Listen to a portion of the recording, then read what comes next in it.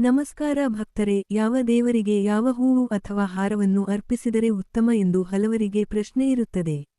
ಹಿಂದೂ ಸಂಪ್ರದಾಯಗಳಲ್ಲಿ ವಿವಿಧ ದೇವತೆಗಳಿಗೆ ಕೆಲವು ಹೂವುಗಳನ್ನು ವಿಶೇಷ ಭಕ್ತಿಯಿಂದ ಅರ್ಪಿಸುವ ಪದ್ಧತಿಗಳಿವೆ. ಇಂದು ಅಂತಹ ಕೆಲವು ಪ್ರಸಿದ್ಧ ಸಂಪ್ರದಾಯಗಳನ್ನು ತಿಳಿದುಕೊಳ್ಳೋಣ. ಶ್ರೀ ಗಣೇಶನಿಗೆ ದೂರ್ವೆ ಹುಲ್ಲು ಹಾಗೂ ಕೆಂಪು ದಾಸವಾಳ ಹೂವನ್ನು ಅರ್ಪಿಸುವ ಸಂಪ್ರದಾಯ ಬಹಳ ಪ್ರಸಿದ್ಧ. ಭಕ್ತಿಯಿಂದ ಸಮರ್ಪಿಸಿದ ಯಾವುದೇ ಹೂವು ಪೂಜೆಯಲ್ಲಿ ಮಹತ್ವ ಹೊಂದಿದೆ. ಪರಮಶಿವನಿಗೆ ಬಿಲ್ವದ ಎಲೆಗಳಿಗೆ ವಿಶೇಷ ಸ್ಥಾನವಿದೆ. ಅನೇಕ ದೇವಾಲಯಗಳಲ್ಲಿ ಬಿಲ್ವದ ಎಲೆ ಮತ್ತು ಬಿಳಿ ಹೂಗಳನ್ನು ಭಕ್ತಿಯಿಂದ ಅರ್ಪಿಸುವ ಸಂಪ್ರದಾಯವಿದೆ. ಶ್ರೀ ಮಹಾಲಕ್ಷ್ಮಿಗೆ ಕಮಲದ ಹೂವು ಅತ್ಯಂತ ಶುಭದ ಸಂಕೇತವಾಗಿ ಪರಿಗಣಿಸಲಾಗುತ್ತದೆ. ಕೆಂಪು ಗುಲಾಬಿಯನ್ನು ಅನೇಕ ಭಕ್ತರು ಅರ್ಪಿಸುತ್ತಾರೆ. ಶ್ರೀ ಮಹಾವಿಷ್ಣುವಿಗೆ ತುಳಸಿ ದಳಕ್ಕೆ ಅತ್ಯಂತ ಪವಿತ್ರ ಸ್ಥಾನವಿದೆ.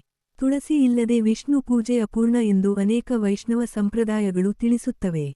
ಶ್ರೀ ಹನುಮಂತನಿಗೆ ಕೆಂಪು ಹೂಗಳನ್ನು ಅರ್ಪಿಸುವ ಸಂಪ್ರದಾಯ ಅನೇಕ ಪ್ರದೇಶಗಳಲ್ಲಿ ಕಂಡುಬರುತ್ತದೆ. ಕೆಲ ದೇವಾಲಯಗಳಲ್ಲಿ ವೀಳ್ಯದೆಲೆ ಹಾರವನ್ನೂ ಭಕ್ತಿಯಿಂದ ಸಮರ್ಪಿಸಲಾಗುತ್ತದೆ. ವಿದ್ಯೆಯ ಅಧಿದೇವತೆಯಾದ ಶ್ರೀ ಸರಸ್ವತಿ ದೇವಿಗೆ ಬಿಳಿ ಹೂವುಗಳು, ವಿಶೇಷವಾಗಿ ಮಲ್ಲಿಗೆ ಮತ್ತು ಶ್ವೇತ ಕಮಲವನ್ನು ಅರ್ಪಿಸುವ ಪದ್ಧತಿಯಿದೆ. ಇವು ಶುದ್ಧತೆ ಮತ್ತು ಜ್ಞಾನದ ಸಂಕೇತಗಳಾಗಿವೆ. ಶ್ರೀ ರಾಘವೇಂದ್ರ ಸ್ವಾಮಿಗೆ ಮಲ್ಲಿಗೆ ಹೂವು ಹಾಗೂ ಸುಗಂಧಭರಿತ ಹೂವಿನ ಹಾರಗಳನ್ನು ಭಕ್ತಿಯಿಂದ ಅರ್ಪಿಸುವ ಸಂಪ್ರದಾಯ ಅನೇಕ ಮಠಗಳಲ್ಲಿ ಕಂಡುಬರುತ್ತದೆ. ಮುಖ್ಯವಾದುದು ಭಕ್ತಿ ಮತ್ತು ಶ್ರದ್ಧೆ. ಭಕ್ತರೇ, ಯಾವ ಹೂವನ್ನೇ ಅರ್ಪಿಸಿದರೂ ಅದಕ್ಕಿಂತ ಮುಖ್ಯವಾದುದು ನಮ್ಮ ಭಕ್ತಿ, ಶ್ರದ್ಧೆ ಮತ್ತು ಪ್ರಾಮಾಣಿಕ ಮನಸ್ಸು. ದೇವರು ನಮ್ಮ ಹೃದಯದ ಭಾವನೆಯನ್ನು ಸ್ವೀಕರಿಸುತ್ತಾನೆ.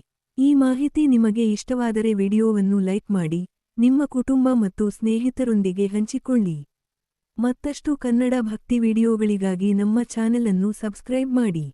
ಧನ್ಯವಾದಗಳು. ಶ್ರೀ ಗುರುಭ್ಯೋ ನಮಃ. ನಮಸ್ಕಾರ.